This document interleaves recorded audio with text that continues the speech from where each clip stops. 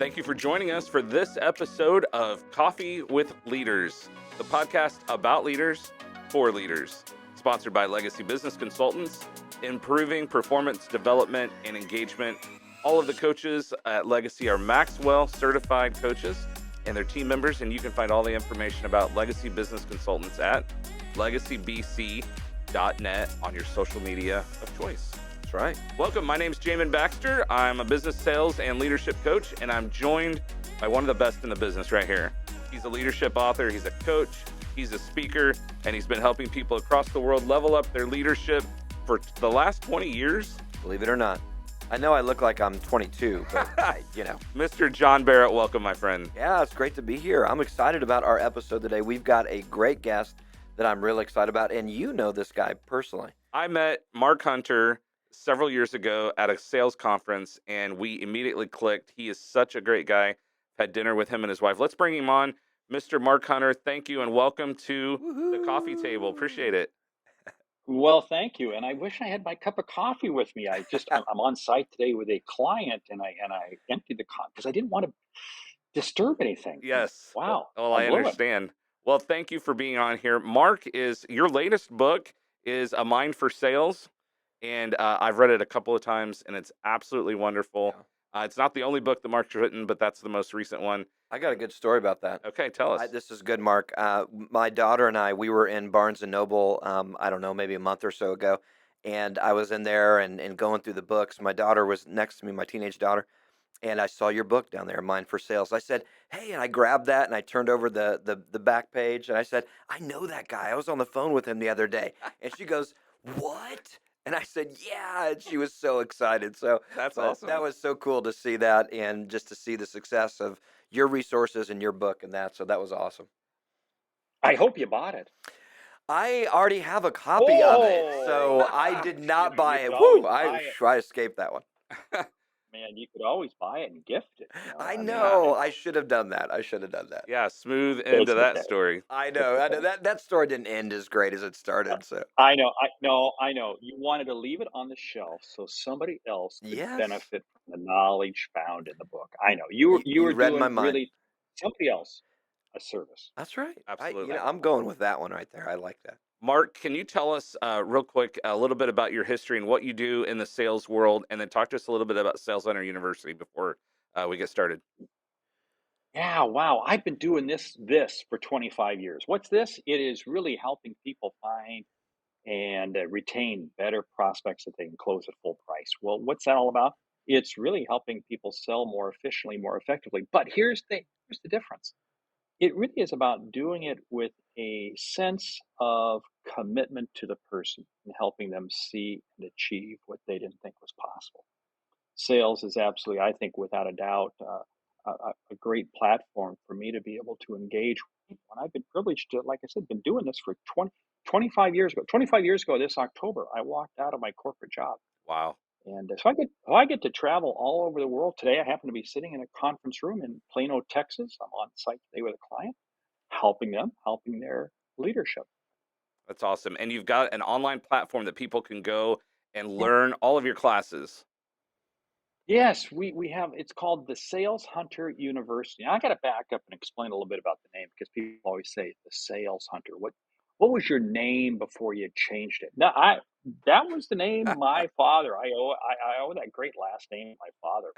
So I guess when you come up with a last name like that or are born with it, you got to use it. So the Sales Hunter University, it's a platform that people go to for online learning, and it has just a hour upon hour upon hour upon hour of content, videos by me, videos by other people, helping them sell and helping them lead. Because I firmly believe that sales is leadership and leadership is sales. You show me a good leader, you know what they're doing? They're selling. Show me a good salesperson, you know what are they doing? They're leading. That's good. Well, we would challenge you to check it out. We'll have the link in the show notes. At the beginning, when we first started Coffee with Leaders, Mark, I talked about, have you ever sat in a conference and you've seen the speaker up there and you're like, man, if I could just have 5 minutes or an hour over a cup of coffee with that person, what were the questions I could ask? What's the secret sauce that makes them the successful person that they are?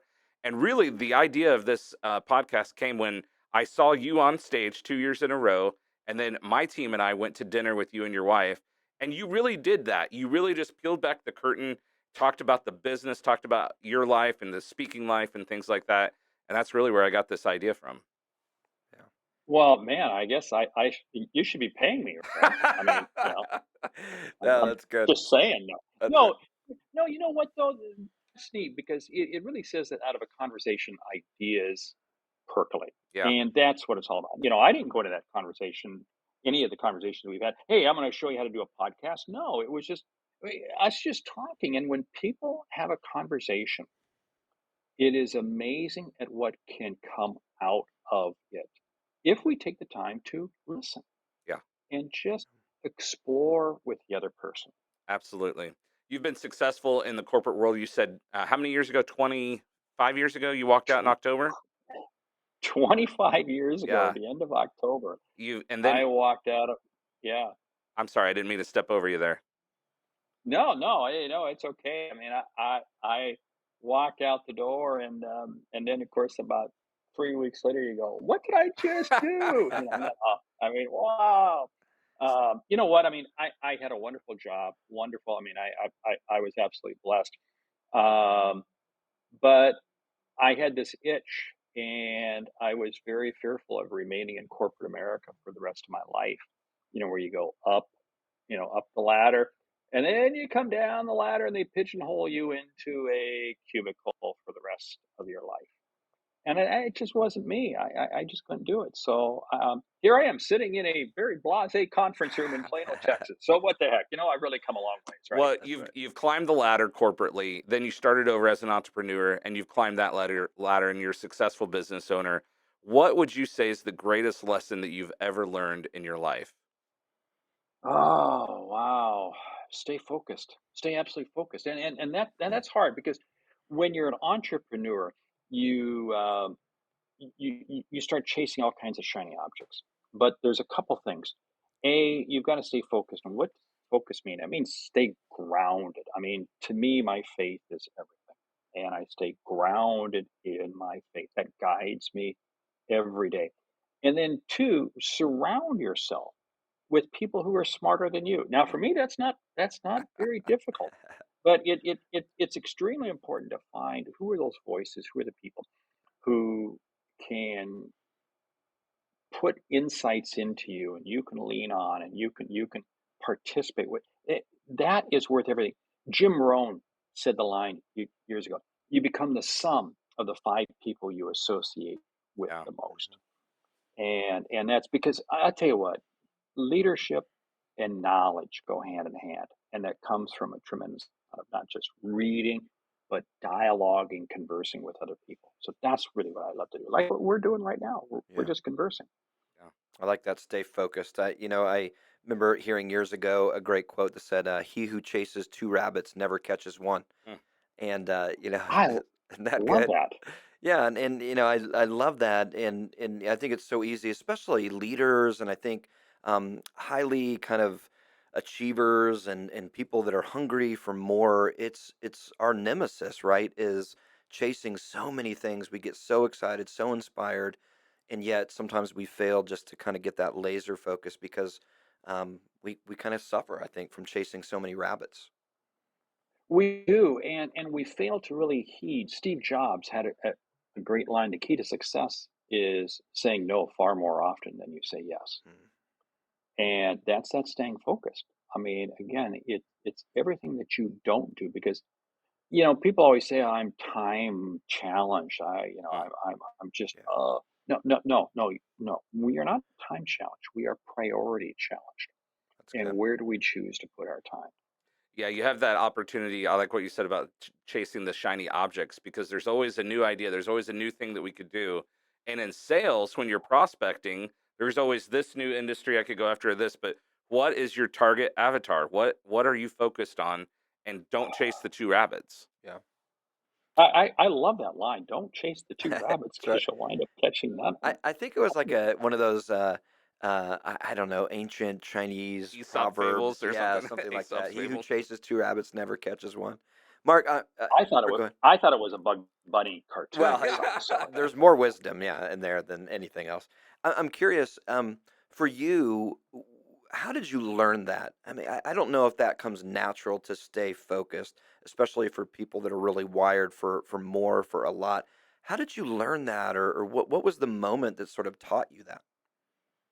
Well, stumbling and failing. If you think about it, corporate in my corporate roles, I was always very focused. But somehow, when you become an entrepreneur, you just think that the world is a candy store. You Mm. can go do this, this, and this, and you really fail to remember those very critical lessons. Stay focused on who your ideal customer is. What's this? This is one of the challenges so many entrepreneurs, so many leaders struggle with. And that is really understanding what is the outcome. What is the outcome? You've created a real cool business there, and everybody's a John Maxwell certified coach. And if you think about it, what is John Maxwell about? It's being laser focused on making the individual a better person, Hmm. making the individual a better person. And so you have to ask yourself, and I have to ask myself, if my objective is to help others see and achieve what they didn't think was possible, every day I have to ask myself, am I doing that? And am I keeping clarity in my mind and my customer's mind and everybody I come in contact with that that's what my sole purpose is? That's what my focus is. Yeah, that's good. So good. That is good. What? No, I'll say, well, that leads right in. You had mentioned, Mark, that kind of that idea of kind of learn that maybe even through some failures, right? We're kind of stepping into it, and you kind of get guided, which kind of leads into that next question. It absolutely is. You're always learning, Mark. But what are you learning right now? What am I learning right now? What I'm learning right now is the ability to delegate and the impact delegation has on both myself and my company. I am right now in the midst of probably being the busiest I have ever been in my 25 years of being an entrepreneur, business owner. And just last week, we brought on another full time person. And this person will start on Friday of this week. And sole purpose was to take stuff off of my plate. And leaders have to understand that they can't do everything. And this has been part of my problem. And it really came to me by me sitting down and having conversations with some really smart people. And they said, Mark, your business is challenged because of you. Mm. You, you are blocking your business from going to the next level. And it was, that was one of those seminal moments where you sit there and say, yep, you're right. So I'm taking projects completely off of my plate. We always talk about hiring really smart people. But why is it that we hire really smart people and then tell them what to do? Mm. Well, I've had to really flip this around. I've got several people on my staff that are incredibly brilliant, and I've gone back to them. And I said, "Hey, stop! I I know you're going to tell me what to do. I want you telling me what to do." And I've always prided myself in trying to get the most out of other people. But wow, I've got to take that to the next level. And you think about this is what leadership's all about because what am I ultimately doing? I'm empowering my people. My people. Boy, that sounds crass. I'm empowering I'm empowering the other people who I am privileged to work with to be able to step up and take on more responsibility. What does that do? That creates a more fulfilling work for them. Creates a more fulfilling life for them. And we're ultimately going to wind up with better outcomes because if I attempt to strategically define every project, this is what leaders love to do. They love to strategically define the projects, and then people will go out and do it. Well, guess what? Strategically, it's only going to be as good as the leader's thinking. Now, hopefully, the leader has good thinking. But you know what? There are other people in the organization that have some really good. So why don't we strategically collaborate together? Mhm. Okay, that's the ultimate goal. That's where we have to get to. But it's hard. One of the most difficult things is when leaders get into a crunch to get something done. We have all been, I'll just do it myself. Yeah. I'll just do it myself.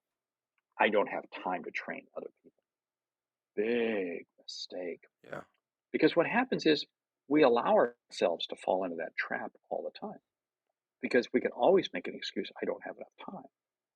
But you have to push yourself to that next level. Say, I am going to show them how to do it. I am going to work with them. I am going to accept them because ultimately, what will happen is they'll probably see things a little bit differently than you. And oh, by the way, don't think me, have the best ideas. Right. Not at all. I want to get the opinions of other people. That's how ultimately we create a much better outcome. Yeah. What's at stake, Mark? I'm curious from your perspective when you fail to delegate, right? And you get trapped into that. I'll just get it done. I'm in the crunch. I know how to do this. It's faster. It's easier. Whatever the case is. What do we leave on the table? I mean, what's the number? I mean, I know there's lots of things, but what's the number one thing that's at stake when we fail to delegate? Bad decision making, because what happens is we become stressed, and when we become stressed we start making decisions faster, and we don't Mm, think through things. So what happens is we wind up just getting it done versus getting it done right. And I think that's one of the big things. One of the things we have to do, we live in a society that wants to go go go go go, and unless you're busy, unless you're stressed, unless you're maxed out. But you know what's funny? We have to have time to reflect. We have to have time to stop. This is so absolutely critical. You look in the New Testament, Jesus, his ministry was only really a few years long. And yet, time and time again, what did he do? He pulled himself away right. and spent time alone praying. Mm. Even in his short period of ministry, he did that. And we sometimes can't find time to do that. And what I mean by that is we have to allow ourselves to step back and just stop. And rather than working in the business, work on the business. This is absolutely critical. Yeah. I see so many managers, they are so deep in the weeds that they can't see the forest. And you got to stop and pull back. And one of the ways we do this is by literally changing up your routine, by changing up completely what you're doing. I love to run. Okay, I'm a sick child. And when I go running, especially at 100 plus degree temperature days, it seems like all over the country right now, I get a chance to reflect differently. I get a chance to think differently. I get a chance to do other things. I spend a lot of time on airplanes. It changes my routine. It changes, but it gives me time to think, to do. If we don't have white space, that's that unscheduled time on our Mhm. calendar in our life, we are short circuiting everybody around us. Yeah. I always call it the rubber band effect, and that you've got to take time to pull back and rest and recover. And there's tension in that, right? We think, oh no, we're not getting enough done. We could be doing this, but it's in that tension of pulling back that we actually propel further. Just kind of like that rubber band, and Yes. that. And I think that so many Yeah. leaders they're just not pulling back all in the name of whatever, right? I can't do that. There's not enough time. There's too much pressure, and yet that's the very reason there's so much of that because they're not pulling back the rubber band, so to speak. Yeah. Because we get caught up in the hamster wheel. We get Yeah, caught up in this is the way we always do it. This is yeah, the way we always do it. And as a result, then we never really find an alternative way with which to do it. yeah, And that's just a shame because then we lose all. Uh, then we're just all we're yeah. doing is reacting Well, I like to that things around that us. the cost of that not delegating, not taking time, not doing what we need to do. It's I like that bad decisions, right? We just get in a hurry and there's a huge cost obviously to not delegating, but that I like that perspective there of just we make bad decisions, right? We make it in a vacuum, we make it out of a place of maybe stress or whatever it is rather than a healthy place. It's there's Yeah, and I got to call out. I got to call out another example, and I'll use the gentleman's name. He has since retired as the CEO of Mattel Corporation, but Bob Eckert. And anybody can go ahead and Google this. Bob Eckert was CEO of Mattel Corporation for a number of years, and I got to work with him early on in his time at Mattel. And it was very interesting because I had chance working with a lot of CEOs, and what I found fascinating was he was incredibly gracious, incredibly nice. He really demonstrated. I remember going out to dinner, and he was absolutely gracious to the wait staff, to everybody. And I remember asking him, because he replaced a CEO that was kind of just the opposite, and his staff was a little shocked somebody somebody could be so nice. And I very vividly remember asking him. He says, "Well, I'm nice," and he was trying to be this humble president. He said, "Here's why I'm nice." He said, I'm nice and I take interest in other people. Because here's what I found: when I take interest in other people and demonstrate respect, I make decisions." Mm. Wow. Wow. That's Drop good. the mic on that one. Yeah, that's good. I mean, stop and think about it. But haven't we all noticed that? We notice that uh, the coach of a football team, we notice that coach, a basketball team, whatever, when they emotionally get worked up, when they emotionally get wound, suddenly things start falling apart. But it's the calm voice, the calm headset Yeah.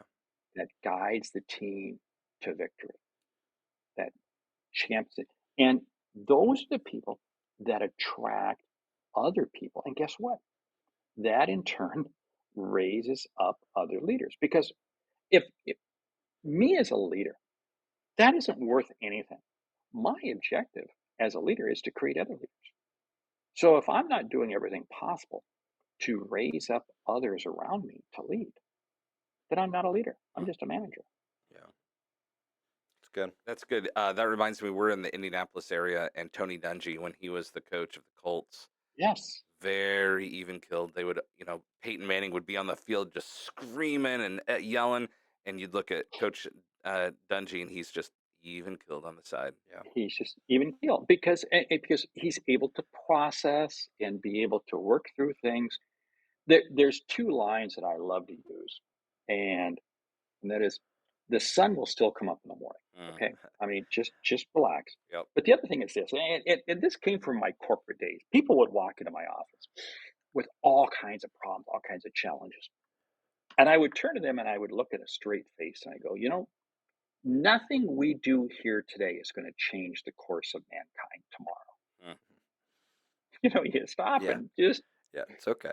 yeah. dial it down, Yep. and That's we'll really good. figure out a solution. Because isn't it amazing that really probably 90% of all issues that we think are issues are things that we won't even think about Yeah. 6 months from now? Yeah. Sure. You'll be. Why are we stressing out over that? Why are we stressing out over stuff that we won't even be thinking about in 6 months Yeah. Well, I from now? mean, if you think Man, about how many times have you been upset about something, and then the next day you're like, I don't even remember what the issue was, but I was really mad. Yeah.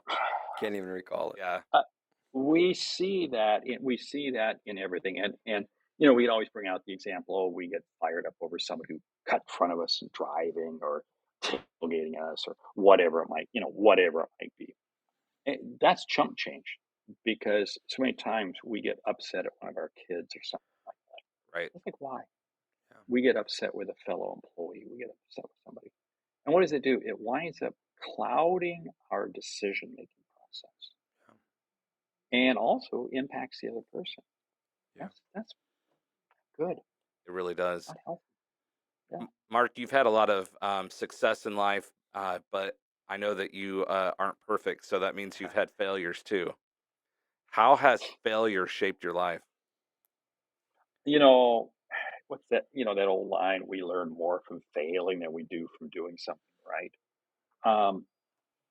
If we're not failing, we're not trying. I Mm. mean, I have learned so much from failing. I've learned how not to do things 10,000 times. I've learned how to. But here's what I've learned: you just get back up and you just try it again. You just try it again. I get to do a lot of public speaking, and I get to speak all over the world of different things. And there are several times that I have just bombed, bombed. Now, you know what's funny? Both times, I remember both times walking off the stage thinking I just bombed. And yet I had people come, oh, that was fantastic. Oh, that was Mm, fantastic. Oh, Yeah. You see, so many times when we fail, it's a failure in our own mind. It's only a failure in our own mind. Or, we say, oh, I failed because I didn't get this promotion, or I failed because I got fired from this job. mhm, You know what's interesting? Many times that's the best thing for it. I got fired from my first two sales jobs. My first two sales jobs, I got fired from. And I thought I was going to get fired from my third sales job. I write about it in my book of Mind for Sales. uh-huh, And those were probably the best experiences for me to go through. Did I deserve to be fired? Yes, I did deserve. At the time, how could they fire me? How could they fire me? Looking back, oh man, I should have been fired months earlier. mhm, I mean, I can't believe they were that patient with me. mhm. So failing, there's nothing wrong with failing. It's what you do with the failure Absolutely. that that's what makes us. What would you say, Mark, to say somebody's listening to this, one of our listeners, and maybe they're just in a slump right now of feeling like a failure, right? Feeling like a loser, just, things aren't going the way that I wanted. What would you say to them specifically? Well, two things I would say. One is, first of all, the valleys are never as deep as you think they are, and the Mhm. mountaintops are never as high as we think they are. So, you know, I've been in valleys. Here's what you do: you take a piece of paper and you write down 10 things that you're thankful for. You write down Mm, 10 things that you're thankful. that's good. Then you write down, what are 3 or 4 things that you did really well over the last couple. And you know what you do? You just keep repeating that process every day, every day. And you know what's interesting? We have, even in the darkest of times, we have a lot more to be thankful for than we realize. Absolutely. Yeah. I mean, I had a friend who um, she is one of those people that if you're ever in an airport and you see her, do not get on an airplane. It will be delayed. It will be late. There will be a mechanical uh, problem. yeah, that's There'll right. be thunderstorm. There'll be something. I mean, anyway, she texted me and she said, and she's always texting me saying how much she's late to work. And then she sent me a text. She says, I got to put in perspective. We were delayed like 7 hours or something. Then there was a mother with 2 little kids, and one kid clearly had special needs. Here she was trying to navigate Mm, these 7 hours of delays. I need to be thankful. Mm, Now life isn't always about trying to find somebody who's worse off than you. But you know what? She went on to say how this lady kept a smile on her face. She was just, it, she mm. wasn't going to let it bother her. Because isn't it amazing how we see situations that, oh, this just gets us into a funk. Oh, this gets us into a deep, deep funk. And others can be in that same situation. It's like, it's Tuesday. No Yeah. big deal. It's all in our perspective. Yeah. And when you play the long game, play the long game. I've been in valleys. I've been in valleys. But when you begin to play the long game, you begin to realize, you know what? Hey, it's going to work out. Yeah. It's going to work. I had a person share with me. In fact, I watched him do it in front of a bunch of kids. He took a tape measure and measured and had the kids measure out 72 feet. 72 feet was like the average lifespan of a person. And he said, okay, now let's look at high school, 4 years, 4 years high school, 4 feet. Now get down on the carpet and look at 4 feet, and you can really barely see the tape measure because your eyes are so close to the carpet. But now begin to lift your head up a little bit and look at how far that tape measure goes. It goes another 68 feet. So if you think, high school, oh, it's so difficult. So many teenagers have problems in high school. It's just 4 years of your life. It's 4 feet on a 72-foot tape measure.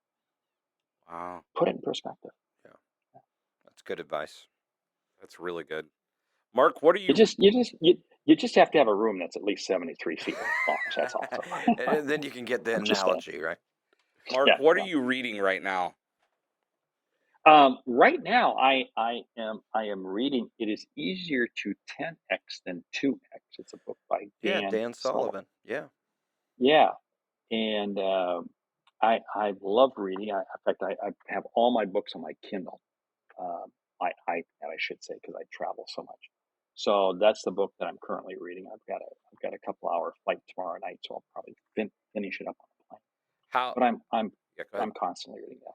How is what you're reading there? How could that help our listeners if they pick that book up? How's it helping you, and Well, how could it help them? yeah, it changes your perspective because here's what happens so frequently is that if I just achieve incremental growth. There was a great book, Atomic Habits, James Clear. If any of the listeners have not read it, read the book Atomic Habits by James Clear. Then read A Mind for Sales by Mark Hyman. Okay, no. Because it talks about these incremental pieces, incremental steps, and habits and so forth. And I love it. Dan Sullivan's book 10x is easier than 2x kind of puts a spin on it because he says for all the effort that we might do to go through just to double our success, we put that same effort by just thinking differently and 10xing it. And oh, by the way, even if you fail at 10x, you'll still maybe 5x, Hmm. 6x, 7x. Isn't that a little better than 2x? Yeah. And it's funny, but that's um, I began reading the book about a month ago, and then for some reason I got sidetracked. I just picked it back up again this morning. Uh, but it's interesting because it was about a week and a half ago that I decided we have to hire another person on my team because we couldn't keep incrementally growing. We got to go, and I've got 4 people on my team, so we're adding 20% capacity. Um, and it's funny, but I already put in the back of my head that I'm not going to hire one person. I'm actually going to hire 2 people. Hmm. We're going to onboard this first person, then turn around and hire another person. Because again, it's we we all can find reasons to not do something. Let's find reasons to do something. And just, I'm not sure how it's all going to work out. I'm not sure. But you know what? I've got confidence that with my team, myself, it's going to work out and we'll have exponential Yeah. results as a result of Yeah, that's good. One of the things I work with a lot of my clients on in that, in terms of just growing their business and that, and the hiring process is so hard sometimes, and making that decision. But one of the things I say is don't hire for where you are, hire for where you want to go, Mm. and it's Oh, a game great. That's changer. spot on. That's Yeah. great. And Yes. and it's just I think so many times we hire out of desperation, not design. And what I mean by that is we hire because we're just overwhelmed, and we need somebody. The problem is when you hire when you're desperate and overwhelmed, you just barely get your head above water. So you don't really make advancements. You just sort of, sustain where you're at. But when you hire out of design for where you want to go, you begin to open up the door for growth. Yeah, I've got a couple things I'll share with that. It was interesting when we were looking at candidates, and I took another person on my staff and elevated her to chief of staff, so she's going to kind of run the organization. Ultimately, she'll advance into the COO role, or really the president role. We had 2 candidates that were really good, and she made the comment. She said, "This one really fits our job description, right?" And I said, "Yeah, but this other one is the person I want." We ultimately went with the person I want, and I had to tell her. I said, "Please don't get me wrong on this, but you don't hire a position, you hire a person. This is That's good. absolutely key with that." The other piece with this is we always have to keep in mind that the next opportunity could always be your greatest opportunity. And again, if you think about entrepreneurs, you think about this, I get to work, the company I happen to be in happens to be a startup, private, and the private equity companies. These are brutal equity owners. I get to work with a lot of private equity companies around the world. And the way I best describe it is you either deliver the number each quarter or you deliver the dead bodies. Yeah. You're going to deliver a number. I Yeah. mean, this One is a way or the other. brutal world. But one of the things as I work with these private equity companies, work with them, and I don't mean to put them in a bad light, it's just that they have equity investors that they're supporting, is that top management always has to be built out to have excess capacity. Because again, it's not what you're at today, but it's where you're at tomorrow. Company I'm with today, in fact, right now is led by a CEO and a CFO. And that works good. But we're actively adding a COO because of anticipated growth over the next several years. But if we wait for that growth to occur before hiring the COO, it's going to be too late. It will stymie the growth. So we're investment spending, bringing in the COO now, creating excess capacity that we can rise into. Yeah. Yeah. I think a lot of organizations don't grow because they don't have capacity to grow. They want to grow, they desire it, but they haven't created a system that can sustain the capacity for growth because again, they hire or they function for where they're at. They don't function or hire for Yeah. where they want to go. And we rationalize away why we can't do something. Yeah. This is, and I saw this in an organization I was with yesterday. I see it and there are people who will always rationalize. Here's why we can't do it. And I remember there was a period in my corporate life that I was inflicted with that disease. And if you really want to be in the C-suite, you cannot have that disease. And I remember, fortunately, I was able to get out of it in my corporate career. But there for a couple of years, I was rationalizing away why we couldn't do this. You do not rationalize away. You look at it and say, how do we do this? But not just do it, but exponentially grow it. That's what you have to look at. Because if I'm going to go through this pain and agony to grow the business, I don't want to just grow a little bit. I want to grow a lot. Mhm. That's really good. Yeah, it's funny you mentioned that book because I've heard that book come up over the last few months, just, time and time again with lots of friends, colleagues, and even clients that have been going through that book and that. So I have not read that one by Dan Sullivan, but I'm anxious to jump into it. And there's another book that he wrote, and it's not how, but who. Excuse me, Yeah. I may have the title on it wrong, but so many times what happens is we. Excuse me, I had to go mute because I had to cough there for a minute. So many times, how? So many times we want to know how to do something. No, no, wrong, wrong, wrong, wrong. It's not how, it's who. Who will we get to do it for us? Gentleman who I've known and have great respect for, Vern Harnish, um, shared with me the story. He said his organization was looking at adding a new CRM system. And he said, so we called the IT department in, and they came in and they presented. They left his office, and he realized that this was going to be a 6-month to a year process. He said, I don't have time nor patience to do that. He said, who do I know that is really smart when it comes to CRM systems and leads companies? He called 3 people. They all said, this is the CRM you got to go with. He said, he hung up the phone, called his IT department, and said, this is the CRM system we're going to go with. See, it's not how, it's who.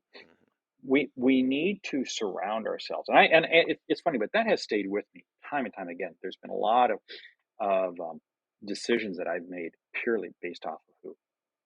Because if it works for them, it's going to work for me. And you know what it is? Because I'm going to get them to do it for me. I'm going to get them to do it. And that's, I don't need, what's interesting is, and I love asking this of entrepreneurs who have a team and so forth. I say, do you know how to access all the programs that you use in your company? If they say yes, I say, you're not you're maxed out, bro. Mhm. I, there's a lot of programs, a lot of software programs and things that we have in my company that I don't want to know how to. I don't want to know how to access. I don't want to know how to use, Yeah. because if I have to, it's a bad use of my time. And oh, by the way, I'd screw it up. I'd really mess it up badly. Sure. Oh, that's funny.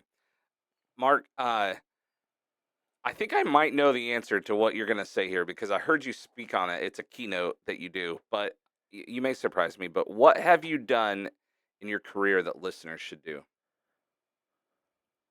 What have I done that listeners should do? Wow. Well, first of all, that's take your time. I mean, surround yourself with really smart people. I mean, that's absolutely key. Two, never stop growing.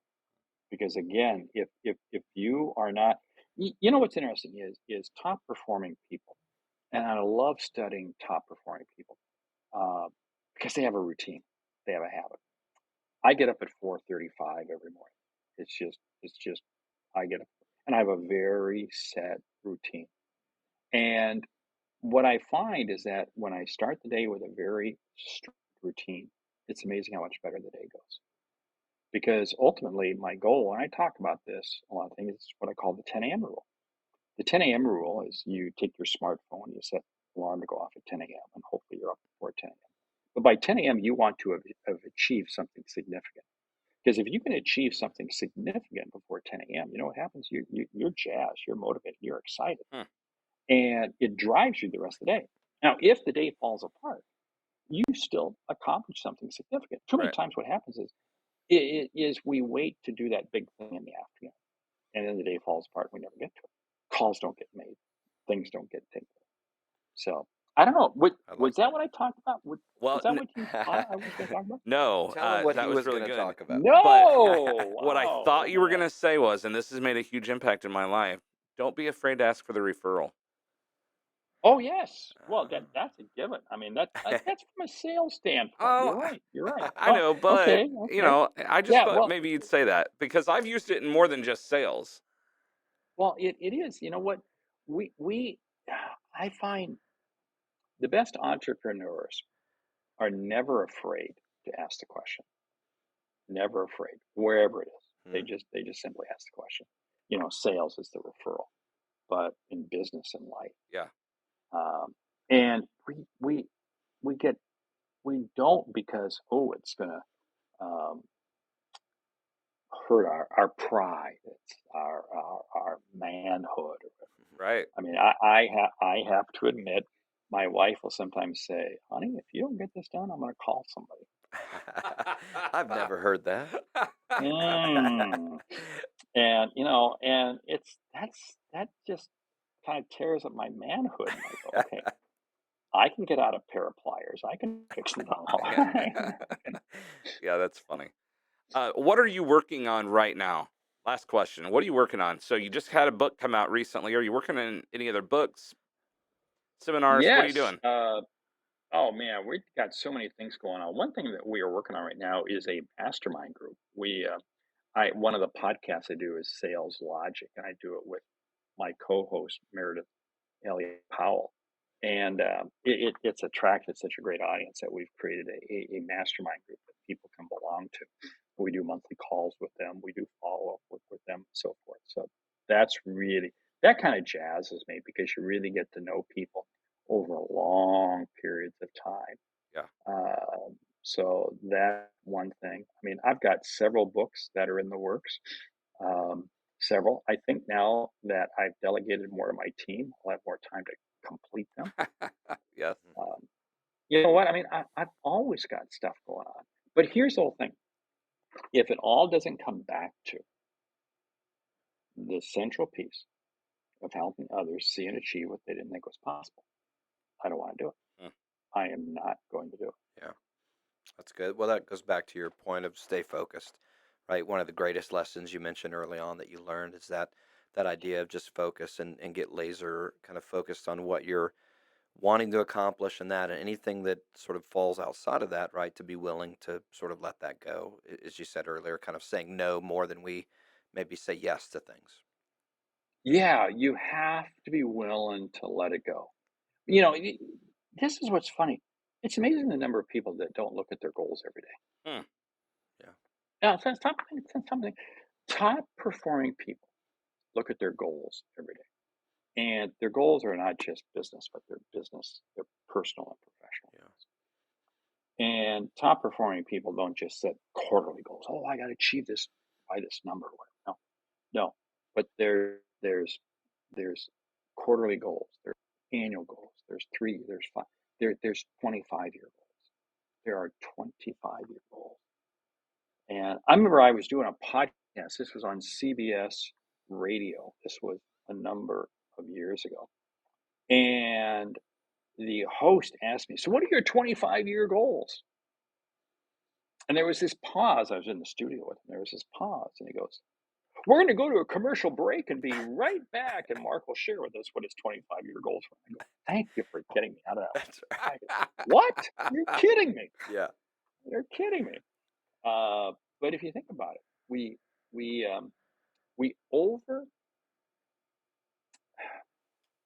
we over goalize. There's a technical term.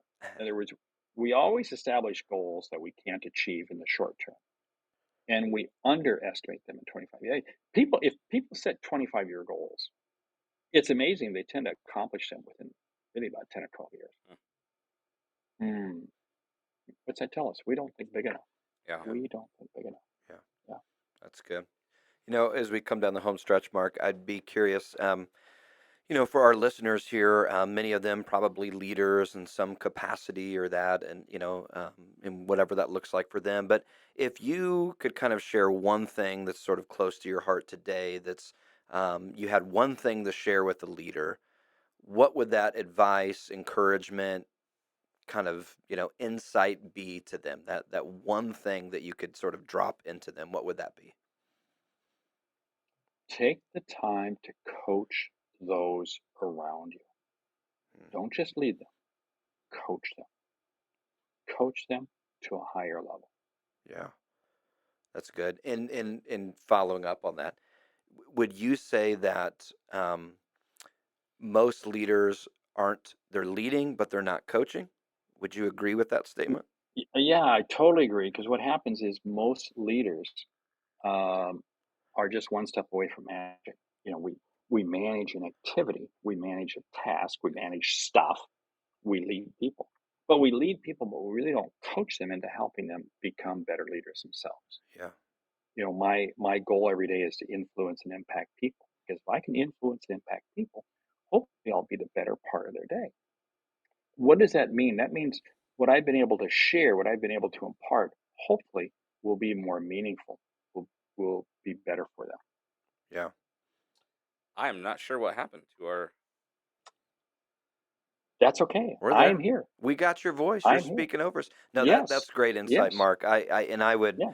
I would agree with you on that. I think if people can move from not just leading, right? I mean, that's one phase, that's one level, but to go to that next level of being a coaching type leader, that goes to your delegation and really listening and getting surrounded by the who's and being willing to lean onto them. I think that all kind of even a lot of what you share today kind of encompasses into that. Okay. I'm going to share something very fascinating about leadership. And again, I write about 2 people in my Combined for Sales. One of them was a person by the name of Phil Groff. Phil Groff, tremendous manager I had. He taught me more about leadership than I ever possibly can imagine. He was manager of the McDonald's I worked at. Yeah, McDonald's. Yeah, 2 all beef patty, special sauce, lettuce, cheese. But what's interesting was I learned from his leadership. Now, was he attempting to lead me in being a great leader? No, no. He was just trying to keep McDonald's open. He was just trying to, do what he was supposed to do. Great leaders lead through everything. Great leaders lead through every situation. And our goal is, it's funny, but that was 30, 40 years ago that I worked for Phil. And I still think of him. Who are the people who we're dealing with today? Who are the people that we're having a privilege of impacting today? Who 10 or 15 years from now will look back and go, man, my time with Jamin was outstanding. He taught so much. I don't mean that arrogantly.